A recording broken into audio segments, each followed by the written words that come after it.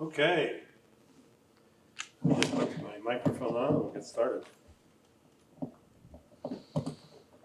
I had sent to you a copy of the material for tonight, Pirkei Avot, Ethics of the Fathers, which I thought would be a opportunity tonight to introduce this topic, because after we finish one of our lessons on Tuesday night, we'll probably be going into more detail into Ethics of the Fathers, and it's customary, of course, for people to study this tract between Passover and Shavuot, but many places throughout the world will make it a point to study the Ethics of the Fathers throughout the summer.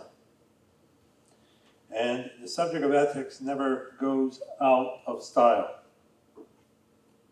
So let's take a look at some of the points that we have here.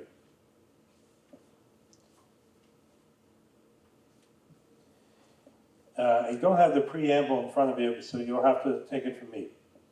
Kol Yisrael yesh lahem chelek le'olam haba.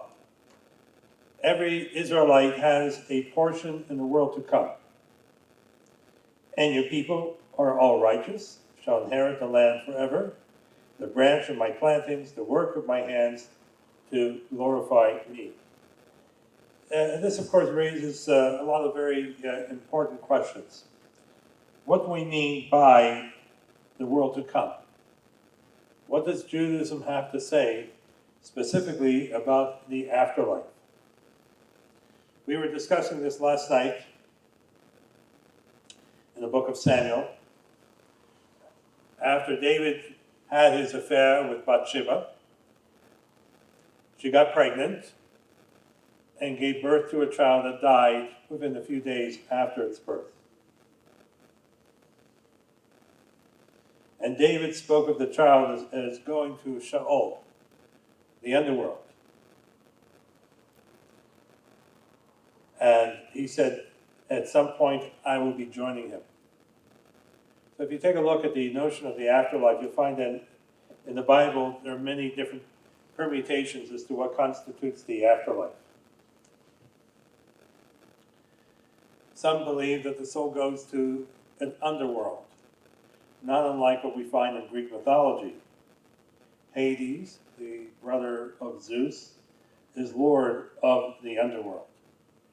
Now, what exactly is the underworld like? What kind of existence does the soul have, according to certain early Judaic and Greek views? Well, the soul is considered to be a shell of its former existence. And I believe it was Achilles who says to Ulysses in the Iliad that I would rather be the lowliest servant in the wakeful world of existence than to be the king of hell. Now, the Bible has many voices, and it does discuss the notion of the afterlife in a number of other different places. And one idea that comes to mind is that it is a place where we find ourselves surrounded by loved ones and family. And I think this is a very, very important image. Now, is heaven only reserved for people of the Jewish faith? That is an interesting question. And it's not just a question that Jews ask, it's a question that Christians ask as well. Many Christians believe if they're a member of the Catholic Church, or the Eastern Orthodox Church, or the Lutheran Church, that heaven is a basically segregated neighborhood.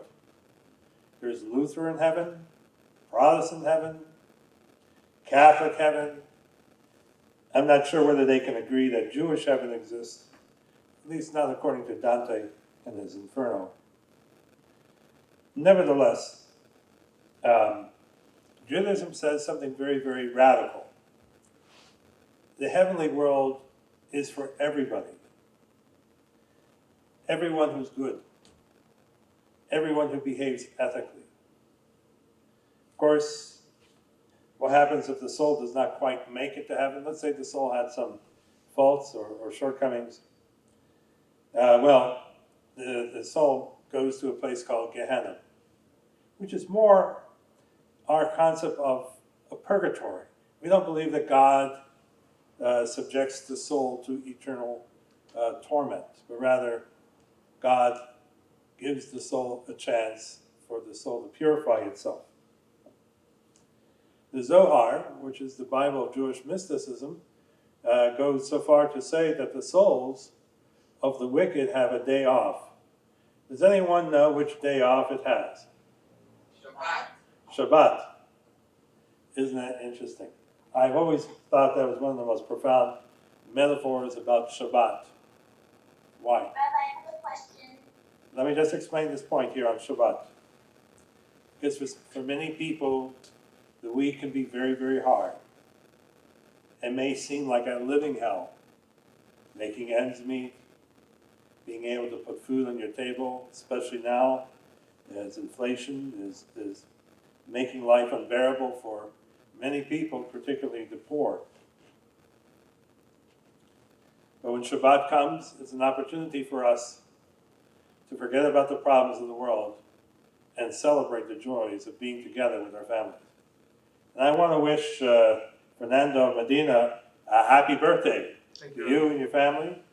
42 years old, I'm told. Now, Pauline, Thank you. Pauline, what kind of question do you have? So if Gehenna is like our understanding of purgatory,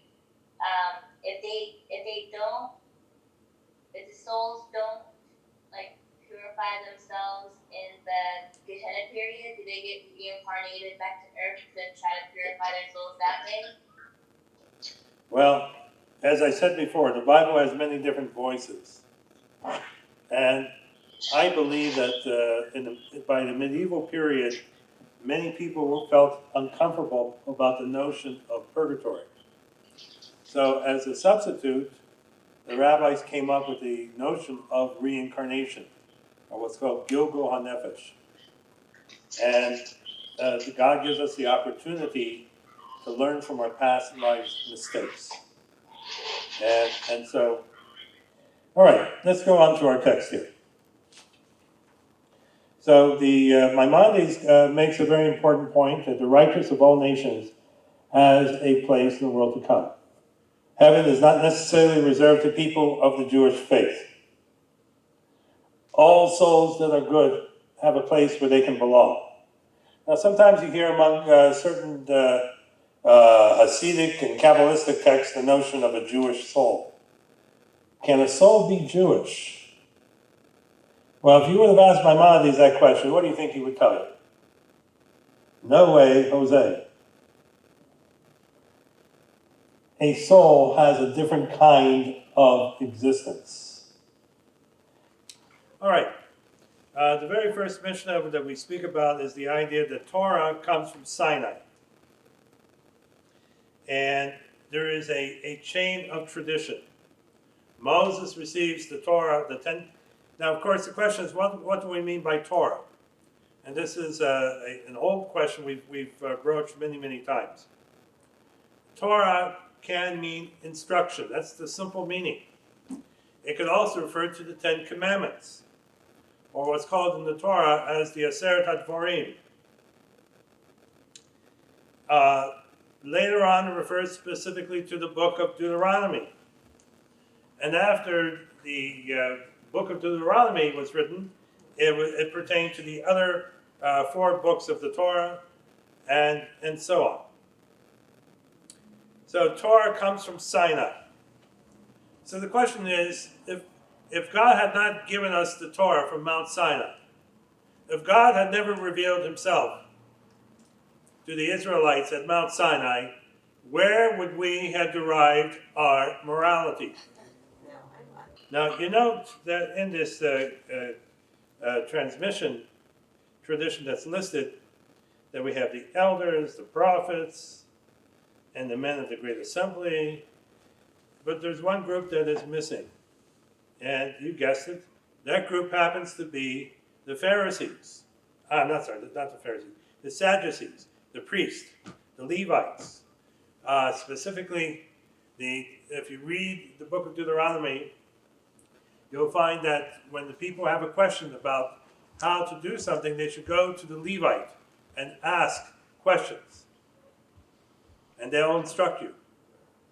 So the Levites and the Kohanim were the spiritual progenitors of the tradition, and yet they're conspicuously absent here. Why are they absent?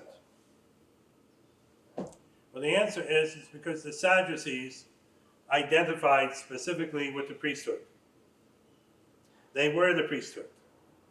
And Judaism in the first century was not a rabbinic Judaism, it was a priestly Judaism. In fact, if you took an Orthodox rabbi today from the most Hasidic community, Belz, Bratslav, or Chabad, and you put them in a spaceship, or actually a time machine, send them back 2,000 years, they probably would not know how to function, because Judaism was a priestly religion until the destruction of the temple. All right. Now let's take a look here.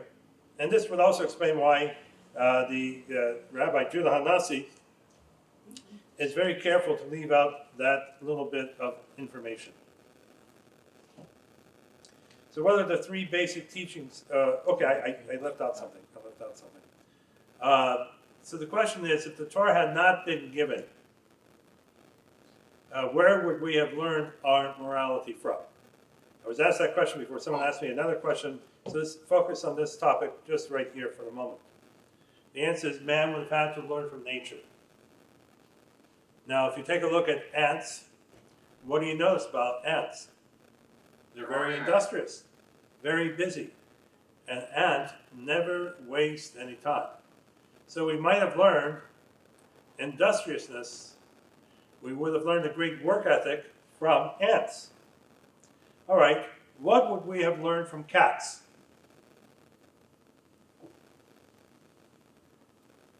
The Talmud answers cleanliness and modesty. And so the rabbis tell us that if we look at nature, we would have made certain observations from the natural order and applied it to our behavior. Now, that sounds fine and good, and you might think we really don't need Torah or organized religion as a result, but there are problems with this. Now, if you take a look at ants and the kind of society that they create, how would we describe it in political terms? You have to say that ants characterize a totalitarian society, a hierarchical order where there is no concept of individuality. And this, in fact, is something we see also with bees. So if you're not the queen bee, you're just a drone. You don't have any great significance, and you can be disposed of at will. Like the military. What? Like the military. Well, the military is kind of based on a hive mentality as well. What about cats? Cats are beautiful little creatures, as Barbara can attest to. Oh my goodness, she's sleeping right here. Okay, but if you happen to be a mouse, Well, it's bad news. Bad news for the mouse. The mouse is going to be eaten by the cat. There's a very interesting article that was written.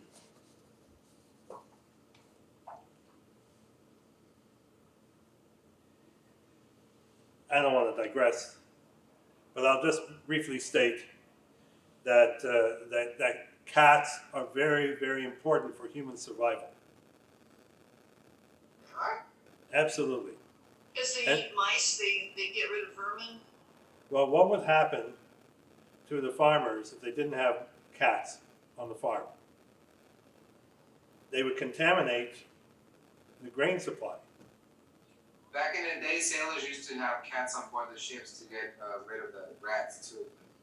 And in Europe, in Italy, they had a lot of stray cats, but they had a role, and that is to keep the mice. They're all strays. You know. Yeah, so I mean, if you take a look at the mouse population in rural countries, rural parts of our country as well,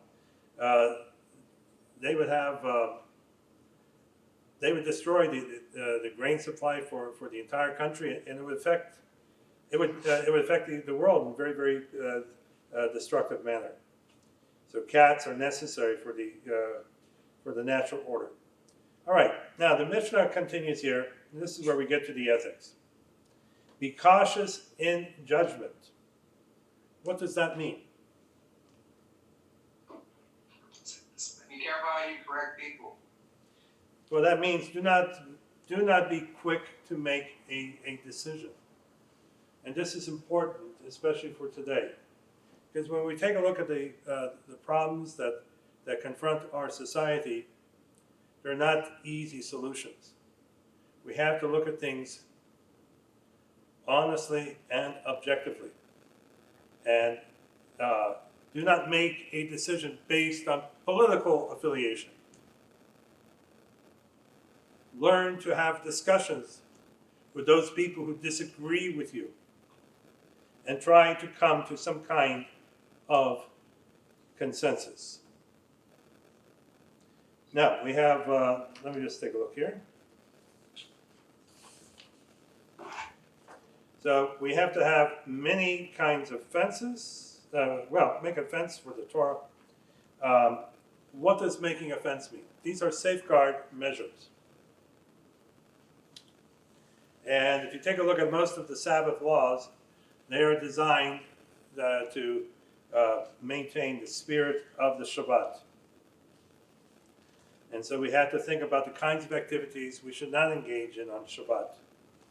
And many of the laws come from tradition, and many of them come from the Talmud and so on. Okay, let's take a look here. Every person is unique. When we talk about individuality, no two people are exactly alike. One of my congregants used to tell me when I first began as a rabbi, when I was about 21, 22 years old, he used to marvel at fingerprints. And he would say that the fact we have different fingerprints is a reflection of how individual, how unique we are as God's creation, because no two people share the same fingerprint. And so this is why we have to be careful in how we judge others, because our point of view may not necessarily be always correct. And maybe one of the most serious problems that confronts us as a people is the notion of self-righteousness. And we're afraid to entertain the possibility that someone else might have an alternative view that is just as valid as our own.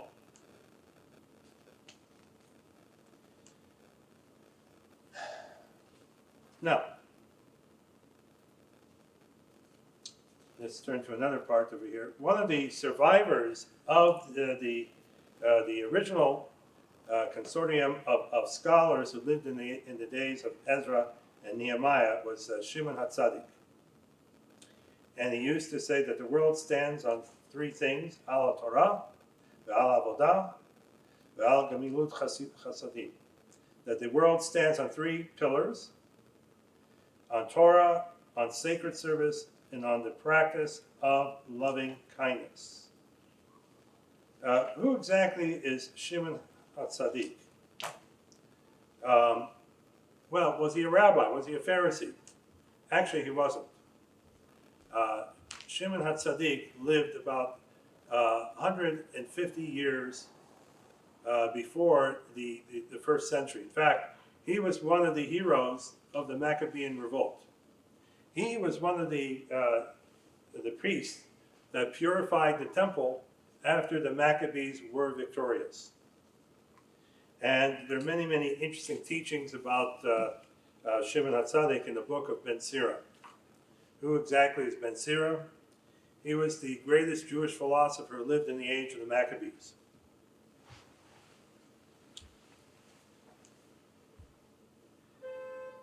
How great was Simon the Just? Well, when he would go into the Holy of Holies, they would say that his countenance was like looking at a rainbow appearing in the sky. He had a radiance on his face that rivaled the brightness of the sun itself. And in fact, the very traditional liturgies still record this prayer in the Yom Kippur liturgy. Now, was he a Pharisee? The answer is there were no Pharisees in the age of the Maccabees. They were called Hasidim. And the Maccabees are called the pious ones because they fought for the purity of their faith. Now, were the Maccabees the spiritual ancestors of the Pharisees? Well, it depends how you look at it. Let's not forget something, that the Sadducees was a priestly group.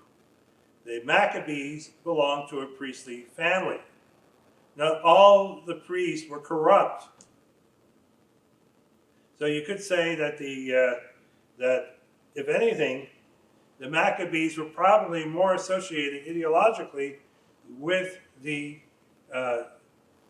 Sadducees because they advocated priestly Judaism. But this is where it gets interesting. If you look at the name Shimon HaTzadik, I would venture to say that the writers of the Mishnah changed his name.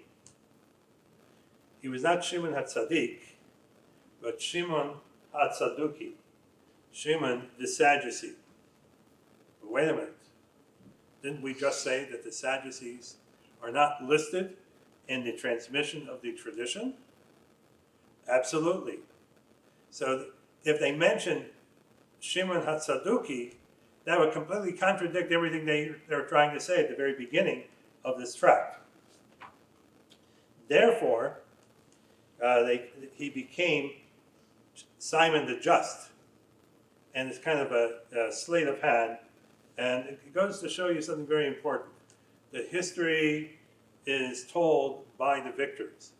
And since the Sadducees became an unemployed group after the destruction of the temple, the Pharisees had taken over.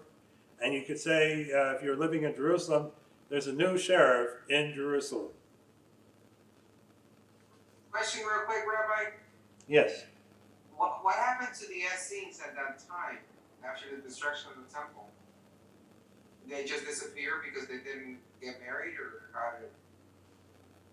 Well, the Essenes were by and large pretty celibate. And you can't exactly perpetuate a group without having children, raising children. And they disappeared because they couldn't coexist in this earthly world. Their life is dedicated to spiritual ideals, and they could not create a balance. Now, we talk about sacred service, which is prayer. And prayer is an indispensable part of Judaism. But the word avodah may not necessarily mean just prayer. It could also mean the holy service, sacrifice, the sacrificial cult. And because Simon is one of the very, very first of the tradition mentioned here, the sacrificial cult was vital for the survival of the Jewish people. And if you take a look in the Talmud, you find something very interesting. The Talmud says that the people believed that if sacrifices were not offered each day, the world would literally come to an end. And by the way, Carl Jung, the great psychologist, mentions that some of the Central American Indians had a similar view. And they would rise up in the morning and make their sacrifices, and they believed that if they did not offer their sacrifices, guess what would happen? The sun wouldn't come up. The sun would not come up. I heard that. I heard that somewhere. Okay, and so it's interesting to see some of the similarities that Jews and Native American cultures have in common. All right, now let's go to Antigonus of Soko. He's the third teacher here, and he receives the tradition from Simon the Just. And he says, do not be like servants who serve their master for the sake of receiving a reward. Rather, be like servants who serve their master not for the sake of receiving a reward, and let the awe of heaven be upon you. So what is he telling us here? That true worship has to be sincere. There is no such thing as quid quo pro in Torah, in worship. You're not doing God any favors. And so what he says here is that be like servants who are sincere in their devotion to their master. This is kind of interesting because Antigonus of Soko is not just espousing a principle of the Pharisees, he's also espousing a principle of the Sadducees. The Sadducees did not believe that much in an afterlife. They believe that we really have to do what is right in this world. And what happens to us in the next world is not our concern. And actually, if you take a look at the modern Jews today, Jews differ from Christians in many respects. A lot of Christians are very concerned about going to heaven. And we're not going to knock that.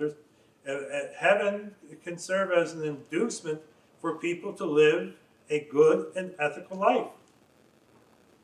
But Jews, by and large, even Orthodox Jews, do not preoccupy themselves as to whether or not they're going to heaven or Gehenna or speculating about what their next incarnation is going to be like. That's simply something that Jews don't do. And one of the reasons why is because the Torah emphasizes the importance of creating a holy world in the here and now.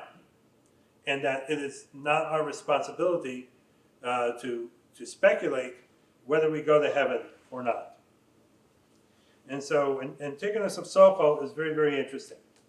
And then he says, let the awe of heaven be upon you. Now some of the translations that we have here says, let the fear of heaven be upon you. Reverence for heaven. It's not the fear of punishment that motivates us in our religious behavior. And if we are worried about what's going to happen to us, whether we're going to be punished or not, we're missing the whole point of what it means to be good, what it means to be ethical. And the idea that Philo of Alexandria says many times is that virtue should be its own reward. Do the right thing because it is the right thing. Mm-hmm. Not because you're hoping to be compensated. Because if that's your motivation, then you're not serving God. Who are you serving? Yourself. What's surprising is that human beings sometimes are not much different than Pavlov's dogs. And what Antigonus of Soko is saying is, that's not true worship. The awe of God should inspire you to do the right thing because it's the right thing to do. And this is important. And this raises a fundamental question in ethics. Are we good because it pleases the gods? Is that why we behave? Or do we behave as good people for a different reason? What reason might that be? Because it's the right thing to do. And the concern with virtue is very important, not just in Jewish thought, but also in Greek thought. In fact, there's a story of Socrates that comes to mind where a son wants to turn his parents in for blasphemy against the gods. And so he thinks he's doing the right thing, pleasing the gods, because you don't disrespect the gods.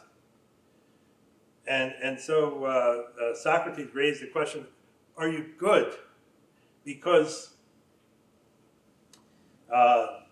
is the right thing to do, or is it because you're only interested in pleasing the gods?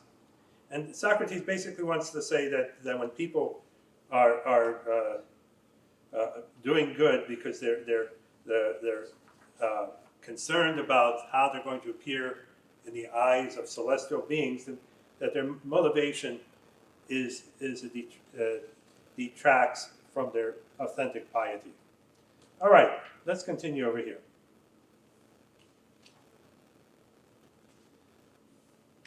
Let's go to the teachings of Mishnah number 7. We'll look at 6 too, because there's one line here. It says that Rabbi Yeshua ben Parchia and Natai of Arba received the tradition from the other rabbis before him. Now the question is, why aren't they referred to as rabbis? In the first century, there were no rabbis. The term rabbi was an honorific title. What does rabbi basically mean? It means master. It's similar to sensei, comparable to guru. There's an important teaching in the New Testament about this, where the disciples of Jesus referred to him as rabbi. And what did Jesus say? How dare you call me rabbi?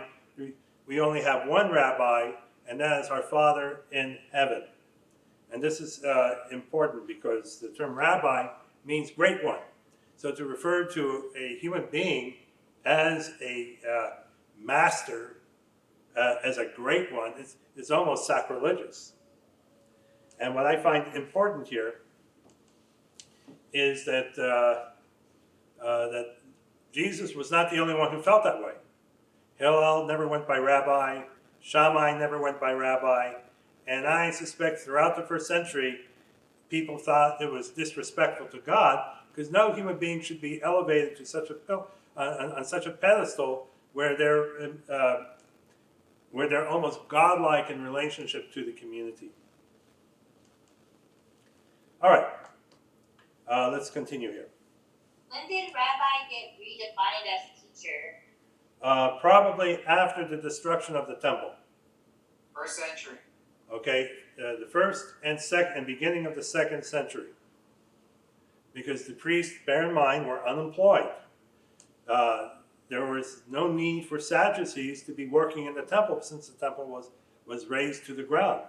So you had to have a new kind of leadership, and that's when the rabbis became prominent. And the rabbis, of course, continued the tradition started by the Pharisees. Now, yes? Didn't the Israelites and priests and everybody flee Israel? And they get defeated, and they pretty much abandoned the area of what was Israel then. And they went to Europe and they went to Africa. Okay, that's what Palestinian propaganda loves to say. But the truth is that Jews have always lived in the Holy Land. Yeah, but they migrated out of. No, many of them did migrate to Rome and other places, but there was always a Jewish presence. In fact, Bar Kokhba could not have started his revolt 80, 90 years later after the destruction of the temple, had there not been a lot of Jews scattered throughout the country. In fact, the Jews continued living in quote, Palestine for nearly 2,000 years. Jews were never excluded from Palestine. Now, if you listen to the Palestinian leaders, they will always say that when they, quote, liberate the land from the Jews, not one Jew will be allowed to live in the constituted country of Palestine. And this, of course, has never occurred throughout our history at any time of our period. Jews are the natural residents of the Holy Land, and we should not be ashamed of that. All right, now, Rabbi Yeshua ben Parchia has an interesting history According to the Talmud, he's one of the teachers of Jesus. Now, the term Jesus, or the name Jesus, was commonly used, so we really don't know which Jesus Rabbi Yeshua ben Parcham might have had as a student. It could have been hundreds of people who had that name. It's like the name Jesus in the first century was a lot like William, or Barry, or Gary, or whatever. Very, very common name. What's that? Okay, now, or Jose, because everyone knows that the Jews in the first century spoke Spanish. Yup. All right. Okay, what does he say that's significant? Make a teacher for yourself. Acquire a companion for yourself. And judge all individuals favorably, l'kafzchut, on the side of merit. If you want to have friends, what must we do? Be friends. If you want to have a friend, you have to learn how to be a friend. People are not going to gravitate you unless you are friendly towards them. And that's an important teaching. And acquiring a teacher for yourself is also important, because in Jewish tradition, we need spiritual mentors. And that's really what a rabbi means today, is teacher. Not great one, not holy one. And, some people sometimes refer to rabbis as rebbes. That's an interesting term. A rebbe is usually an epithet used for the Hasidic movement. But the truth is that every rabbi of a community should be folksy like the old-time rabbis in Europe. And these were rabbis that were approachable. These are rabbis who had who knew everyone in their community by name, and he was thoroughly involved in their lives. Rabbi, Yes.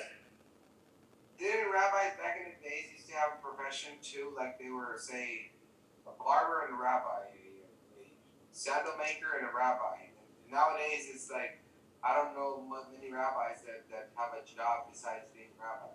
Well, Maimonides was one of the few people who actually opposed the professional rabbinate. He believed that rabbis should have ordinary jobs. So when did the professional rabbinate come into being? That's a good question. It actually occurs around the 12th and 13th century, a little bit after the time of Maimonides. What's the justification for having a community rabbi? How can you pay him? Well, there's only one justification. The rabbi could be earning his money as a doctor, as a lawyer, or doing some other kind of work. Instead, he's dedicating himself to the Jewish community. Well, that deserves compensation. But you might be surprised to know that I was speaking today with Bar Giora, and he was telling me about Beth Israel Synagogue in San Diego, and he said even the rookie rabbis there makes about $200,000. I want to be a rabbi. Wow. Which synagogue is this? Beth Israel. A giant synagogue. Beth Israel. Oh, that's in La Jolla. Yeah.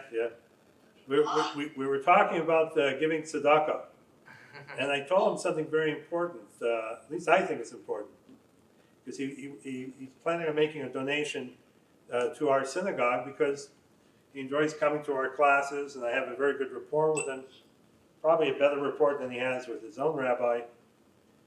I'm one of the few rabbis in San Diego that can discuss Socrates and Plato and Aristotle, and for what that's worth.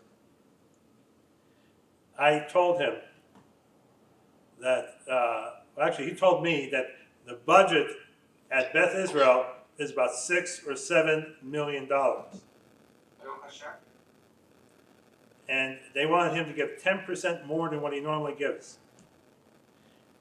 Now, I told him, because he was interested in understanding how we survive as a congregation. But what I told him is that we don't have a lot of members. But what is important is that whatever people give, They get a lot of bang for their buck. And I also told them the rabbis don't have to make top dollar. That's not necessary. We're servants to the community, first and foremost. And the compensation is fine and good, but that's not why we became rabbis.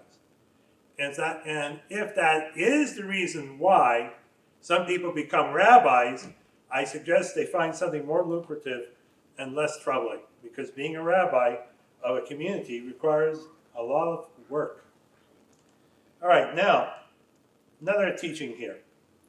Judge each individual charitably. Do not assume the worst in a person. And even if you see somebody doing something that you might find as morally questionable, you need to ask yourself, do you really know the rest of the story? Because very often we make a cognitive leap to what we think the person is doing, or why the person is behaving the way they are. And we don't know the facts. And so what the concept of giving the individual the benefit of the doubt is rooted in the precept of love your neighbor as yourself. For instance, if you did something that didn't look 100% kosher, wouldn't you want people to give you the benefit of the doubt? Would you want your neighbor to assume the absolute worst? And this is the problem in our society today. Because when we take a look at what happens, and particularly in the political arena, we always assume the other person has a malevolent intent. And we demonize people as a result. Judge Sotomayor was talking about Clarence Thomas this past week. And what she said was absolutely astounding. She said, you know, he and I seldom ever agree on anything, on any case. But I will tell you one thing about Clarence Thomas, that he is the only person in Washington who knows every person who comes into the building by name. He knows the names of their spouses. He knows the names of their children. And she greatly respects that. And this is why respect is so important. Because we don't have to demonize people. We can agree to disagree. And this is super important for the age that we're living in, because people find themselves seduced by extremism. And there's no excuse for it. And if you take a look in Jewish tradition, Hillel and Shammai always had disagreements. And yet, for the most part, they were always friendly and respectful of one another. And that's why, because they did not assume the other person had malevolent intent.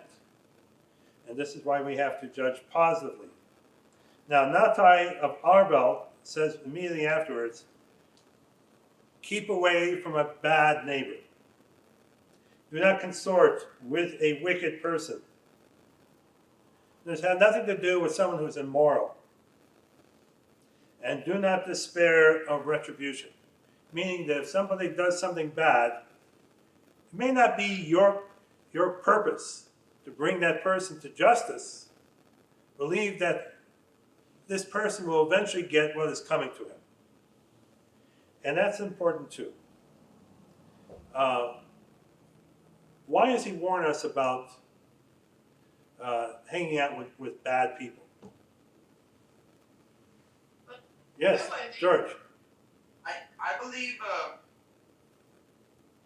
there's a saying in Spanish that says, "El que con lobos anda, aullar se enseña." He who walks with wolves learns how to howl. And it tends to be that the people that you hang around with, the closest ones, you tend to imitate their behavior, sometimes even unwillingly. And also, for example, I've experienced this at the barbershop, that I was trying to be nice to someone, and just because it was the right thing to do.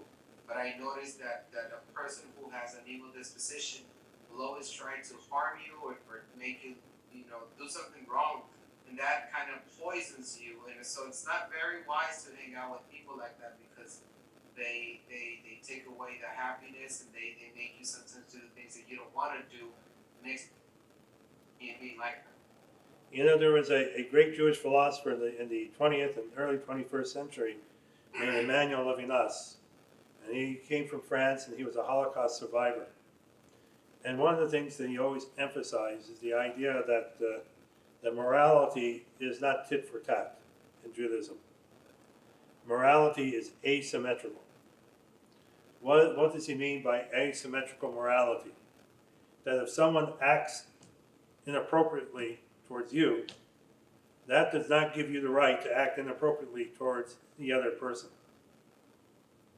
That's a profound teaching when you think about it. Two wrongs Two wrongs don't make a right. don't make a right. And Heard that, that my whole life, and that there is an asymmetrical quality to morality. If you take a look, for instance, in the story of Noah. Noah lives in a time where nobody acts morally towards one another. Now you might argue that if he's surrounded by dishonest people, he's entitled to also be dishonest just to survive. But that's not the case. What does Noah do? Noah lives by a principle of tzedek, of fairness, of integrity. And that's why he's called Tzaddik. Tzaddik does not mean somebody who does not sin. It means someone who lives by principles of fairness. And just because one person acts unfairly towards you does not give you the right to treat that person in kind. There's an interesting parallel in the Sermon on the Mount. If someone hits you in the right cheek, offer the left cheek. If someone takes your coat, offer him your cloak. And if someone makes you walk 1 mile, let them make you walk 2 miles. I heard a remarkable interpretation from Rabbi Pinchas Lapid, an Orthodox rabbi who was a historian who survived the Holocaust. He lived in Rome. And one of the points that he used to make here is that normally if someone hits you in the right cheek, what's your reaction? You want to reciprocate in kind. And I remember as a yeshiva student, we were very, very critical of this passage. And that's the way I felt until he explained it to a group of scholars. And Rabbi Pinchas Lapid has since passed away. But one of the things he said that I'll never forget is that when somebody acts with hostility towards you, you have to try to dehostilize the other person. That was the term he used. Dehostilize. You have to find a way to help the other person calm down, be respectful, act like a normal human being. And that we do not reciprocate violence with more violence, because that's not going to solve anything. So, keep far away from a bad neighbor because you will be affected. There's an old joke about the rabbi who was crazy. He happened to be studying Talmud one day, and as he was going over the commentaries, he came across the Tosfot, who was one of the medieval commentaries, who always argues with Rashi. Tosfot is famous for the questions this school of Talmudists raised. So he rips the page of Talmud out. And so the rabbi and other people in the congregation ask him, why did you rip this page of the Talmud? So he says, I disagree with Tosfot. I cannot accept their interpretation. All right, they asked. We understand. But what about the other page of the Talmud? What did that page do to you? And so he answered, Oy l'Rasha, oy l'Shechino. Woe to the wicked, woe to his neighbor. Guilt by association. It's an interesting concept when you think about it, because our children will sometimes hang out with kids who are undesirable, who are a bad influence to them. And so one of the things that we have to teach our children is that there's such a thing as guilt by association. And if you associate with immoral people, you will be judged accordingly. Take, for instance, the getaway driver. Now, all he's doing is driving a car. But because he's involved in helping the criminal escape, he has to be judged exactly the same way. All right, let's go to the next part.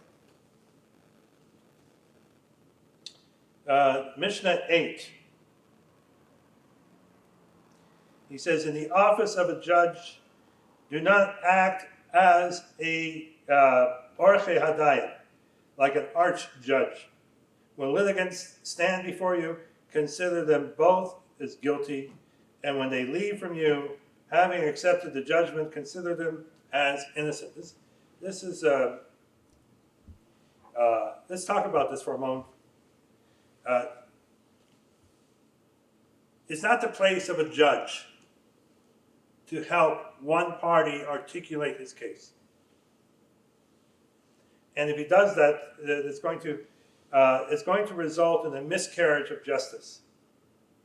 And the judge should consider both parties as guilty. Why? Now the term guilty here is kirshayim. Consider them like wicked people. What is a wicked person? A wicked person is someone who does not live according to law. It's a lawless individual, like an outlaw, someone who lives outside the law. So if two people are having a fight, it's quite possible that there's a little bit of blame to go around for both parties. You know the old story. The fact it's on Fiddler on the Roof, where these two individuals go before the rabbi, and one says, this is what so-and-so did to me.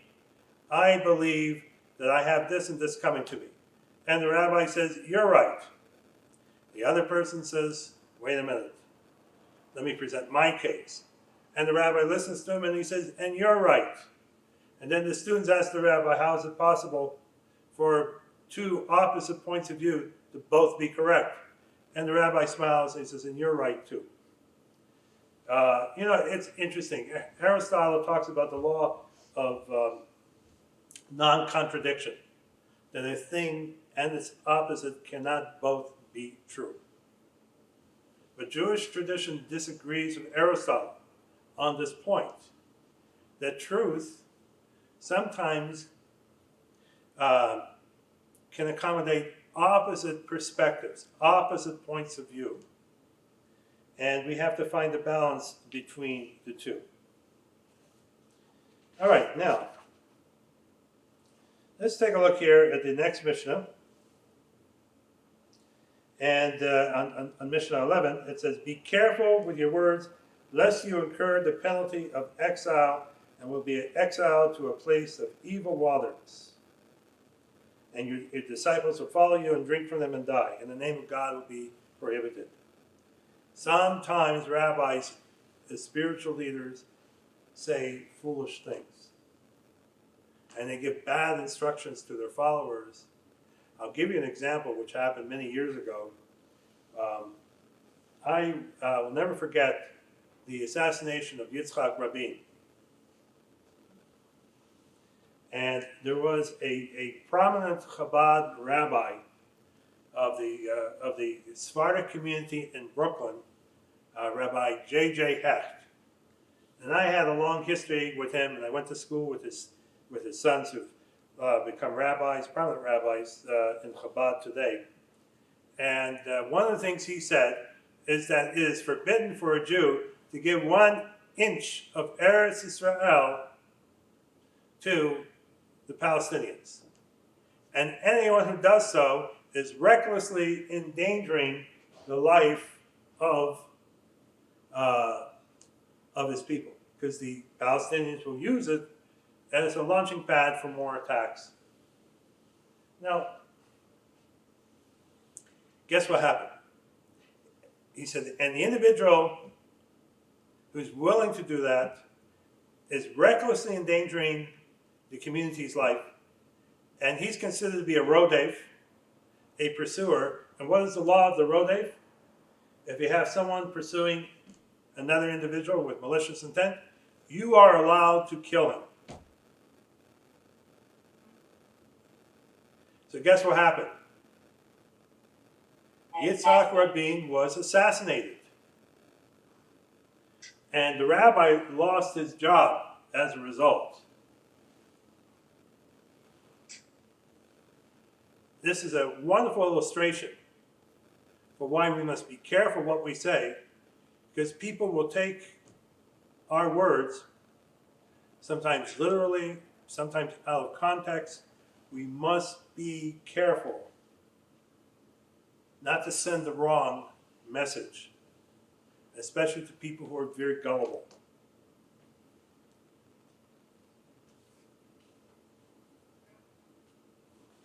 All right, now let's take a look over here. Hillel, we're up to Hillel, and Hillel says we should be disciples of Aaron, bringing peace, loving peace, pursuing peace, loving humankind, and bringing them nearer to the Torah.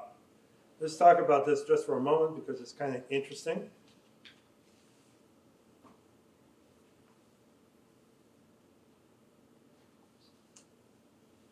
What does it mean to be a disciple of Aaron? Well, if you take a look at Aaron in the Bible, Aaron is associated as an intercessor for his people. He is concerned about the lives of everyone in his community. In fact, you could say that the rabbis are correct in saying that Aaron was more popular than Moses. That when Aaron died, people mourned for a much longer period of time than they did just for Moses. And when the people were dying from a plague, where was Aaron? Aaron was with the people. He was an advocate for everyone suffering. He prayed for them. He offered them medicine, whatever they needed, he provided. And so Aaron is a person who pursues peace. And there's an old story about this in the Midrash that says that one man was very angry at his neighbor, and Aaron goes up to him and he says, by the way, did you know that your friend who you're fighting with a couple days ago told me that he is very sorry for upsetting you, but he's so ashamed he cannot ask you for an apology. Oh, I am surprised to hear that, Aaron. Then he goes to the other person and tells him exactly the same thing. I'm sure he also told him, be careful not to bring it up, the disagreement again. But what happened was, according to the Midrash, both of these men met one another and they hugged each other and reconciled. So that's what it means to be a man of God. And Aaron was, now to some degree, his desire to please people, to help people get along, sometimes got him in trouble. So when the people wanted to worship the golden calf, what did Aaron do? He actually assisted them because he was stalling for time. But now, Hillel says something else here that I think is very striking. Bring people to Torah. What does it mean to bring people to Torah? Does he say, bring Jews to Torah? He says, Ohev et habriot, a lover of humanity, of humankind, and Makar v'la Torah, bring all people to Torah. And so Hillel was a great advocate of welcoming proselytes, people who came searching for a spiritual purpose in their lives, found a home with Hillel. And Hillel made each person feel as if being a part of the Jewish community was a wonderful experience. He did not chase them away like Shammai. And so the question here is, when people come to us from the outside, from non-Jewish backgrounds, and they're interested in learning about Judaism, what should be our attitude? Teach them. Come on in. We need. Let's create a community. He did not find 31 different flavors why to refuse them, as you might find in the ultra-Orthodox community today. His philosophy was one of inclusion. And this is why Hillel became so beloved by many people, because he was liberal in how he understood the vision of Judaism. And he wanted many people to come. Now he says over here, one who seeks a name loses a name. Now, there's a paradox here. This almost sounds like a Zen koan. What is a Zen koan?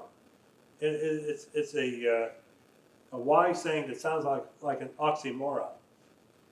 He who seeks a name loses a name.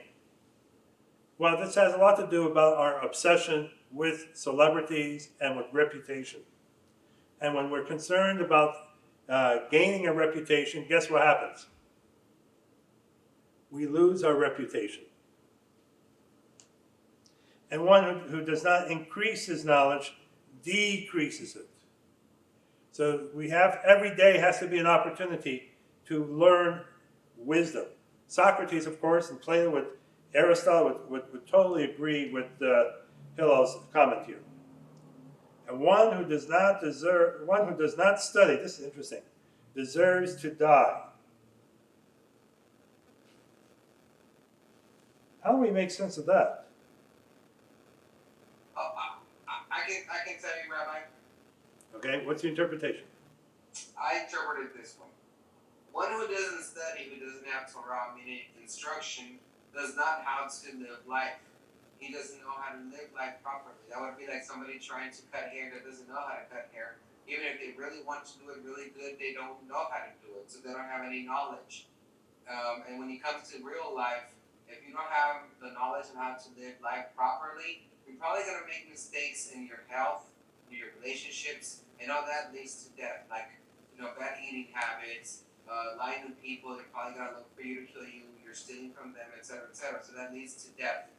And that's how I interpret it. It's not that they really deserve to die, per se. It's just that their actions lead to death, because that's just the natural reaction or the consequences of not knowing how to live properly. Well, Philo of Alexandria actually explains this rather succinctly.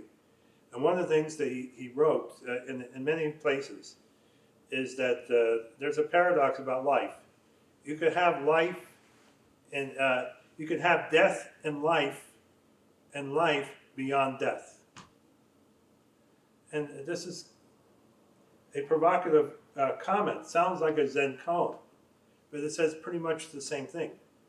That when people aren't realizing their spiritual potential, they're dying one moment at a time. And for all practical purposes, they're like a walking dead. People who are not living with purpose, people who do not live with meaning, who have given up on the possibility of meaning, are dying a little bit at a time, one day at a time. And the paradox is that when a person dies, they can, even though they're dead, in a sense, they are alive, because the values that they stood for continue to inspire the future, and it gives that person soulful insight for the next world. And I think that's important here. And the person who does not live with enlightenment lives a spiritually deprived life. And that's important to remember. I didn't get the first part. He says a person who lives with enlightenment will always be alive. But the person who lives with no sense of enlightenment, they're living a shell of an existence. Right. And then he says, one who makes use of the crown, presumably of Torah, will die. Meaning that the purpose of faith is not to be used as a political weapon to control people. Rather, the purpose of faith is to inspire us with values that make each day a little bit more enjoyable and livable for ourselves and how we relate to others. Yeah. And then, okay, we'll do the last teaching here, and we'll conclude with this. If I am not for myself, who will be for me? If I am only for myself, what am I? And if not now, when? This is maybe the most famous teaching of all. I'll be talking about this in this week's Torah portion. The moral of the story is, if you believe that you are insignificant and powerless to make a difference, that belief, that negative belief, will become a self-fulfilling prophecy. On the other hand,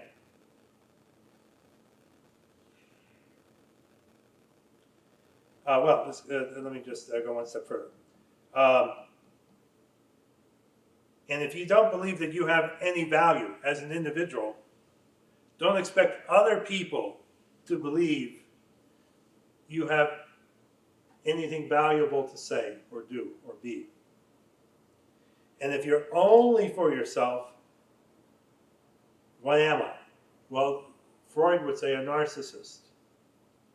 But the most important question is, if not now, when?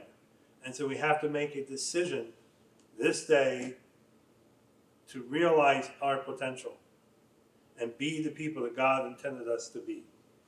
All right, everyone. Any last questions? All